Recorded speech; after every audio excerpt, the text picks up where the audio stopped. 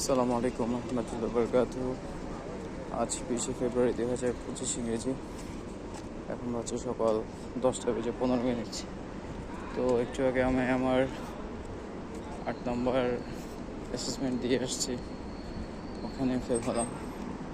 তো এখন আবার নতুন করে আবার ক্লাস বুকিং করতে এসেছি।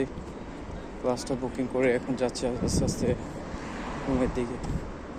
প্রচুর পরিমাণে হতাশ লাগছে, কারণ আগে তো 8বার ফেল হয়েছি।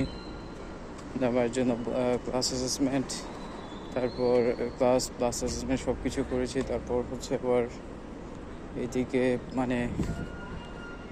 শিডিউলটা অনেক লম্বায় পড়ে গিয়েছে, অনেক পিছনে পড়ে গিয়েছে। সব মিলিয়ে ধরতে গেলে আসলে 2টা সপ্তাহ আমার নষ্ট হবে আরেকটা অ্যাসেসমেন্টের পাওয়ার জন্য, ক্লাস পাওয়ার জন্য। তো খুবই হতাশ লাগছে আসলে নিজের উপর। জিনিসটা আসলে কীভাবে যে বোঝাবো আমি বুঝতে পারছি না, কারণ এটা আমার আসলে অনেক বড় একটা স্বপ্ন ছিল। আমি ভেবেছিলাম ঠিক আছে এরকম সমস্যা হবে বা এরকম ঝামেলা কিছু হতে পারে, তবে কিন্তু এই অবস্থা হবে আমি এটা জীবনে কল্পনা করিনি। আমার এখন আসলে এটা পুরোই একটা দুঃস্বপ্নের মতো হয়ে দাঁড়িয়েছে, কারণ আমি চাচ্ছিলাম যে এটা করার জন্য, জিনিসটা যত তাড়াতাড়ি সম্ভব এটা শেষ করার জন্য, কিন্তু এটা শেষ হচ্ছে না। আর কখন হবে সেটা জানিও না। প্রচুর পরিমাণে হতাশ লাগছে আসলে নিজের উপর, কী করবো বুঝতে পারছি না। আমি এমনিতেই সারা জীবনে আসলে সব কিছুতে পিছিয়ে ছিলাম। এই জিনিসটা আসলে হওয়ার পর নতুন করে একবার ভাবতে হচ্ছে আসলে আমি আগেও পিছিয়ে ছিলাম, এখনও পিছিয়ে আছি। তো সেটা আর কি, এখন চেষ্টা করে গিয়েছি আজকে। আমি অনেক কিছু বলে গিয়েছি, যেটা গত 2 সপ্তাহ আমার হয়েছিল। আমি পড়েছিলাম, অনেক কিছু শিখেছিলাম। সব কিছু আমি 7-8 দিনের মধ্যে আমি অনেক কিছু বলে গিয়েছি। অনেক রোড সাইন, অনেক কীভাবে কোন জায়গায় থামতে হয়, কোন জায়গায় ব্রেক করতে হয়, সব কিছু আসলে আমি একদম হজবরল করে ফেলেছি যদি বলি আর কি। জিনিসটা কেন যে আসলে আমি আমার আয়ত্তের মধ্যে আনতে পারছি না, বুঝতে পারছি না। সেটা আর কি, এখানে গাড়ি একটার পাশ দিয়ে যাচ্ছে, ওরা শিখছে। তবে সবগুলো হচ্ছে অটোমেটিক, আর আমাকে তো হচ্ছে ম্যানুয়াল গাড়িতে এত পরিমাণ যে সমস্যা, এত পরিমাণ যে কষ্ট বলার বাইরে। তো তবু আর কি আলহামদুলিল্লাহ 0 থেকে এখন পর্যন্ত অনেক ইমপ্রুভ হয়েছে আমার। তবে যে ইমপ্রুভমেন্ট যেটা হওয়া দরকার, যেটা হলে আসলে পাস করা যায়, জায়গাটাতে এখনও পর্যন্ত আমি যেতে পারিনি।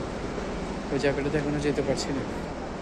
মাঝখানে হচ্ছে 9টা দিন আমার, আজকে 20 তারিখ চলে।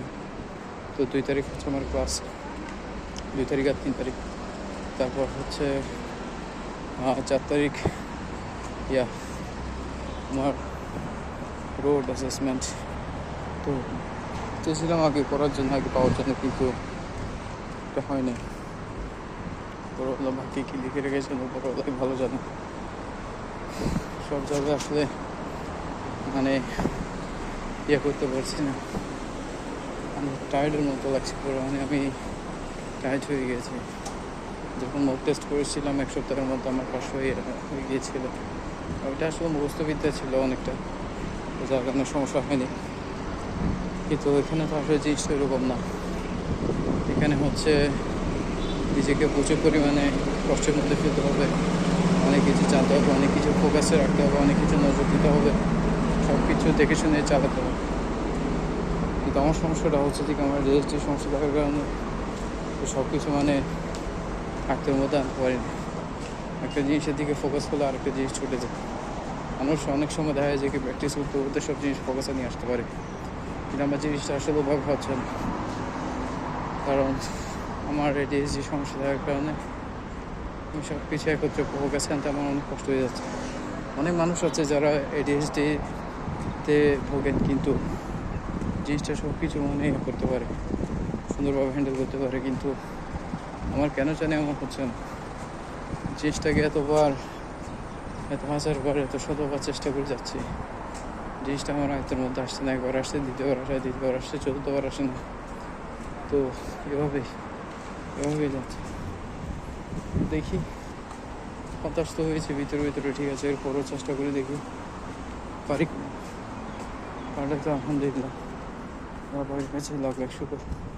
না পারলেও আল্লাহ পাকের তো আর শেষ নেই। আল্লাহ পাক কপালে কী রেখেছেন যায় না, সেগুলো ভালো কিছু রেখেছেন বলে আমি আশা করি। আর যে জিনিসটা মানে একটু কষ্টের মধ্যে আসলে যে জিনিসটা পাওয়া যায়, সেই জিনিসটা হতো অনেক। এই জিনিসটার জন্য জিনিস যদি দেরি হয়, একটা কথা শুনেছিলাম, হয়তো আমার সাথে ওইটাই হচ্ছে, জানি না।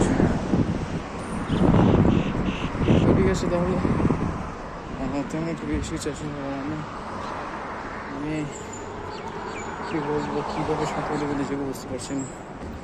তো ঠিক আছে, তাহলে ওকে, সালামালাইকুম।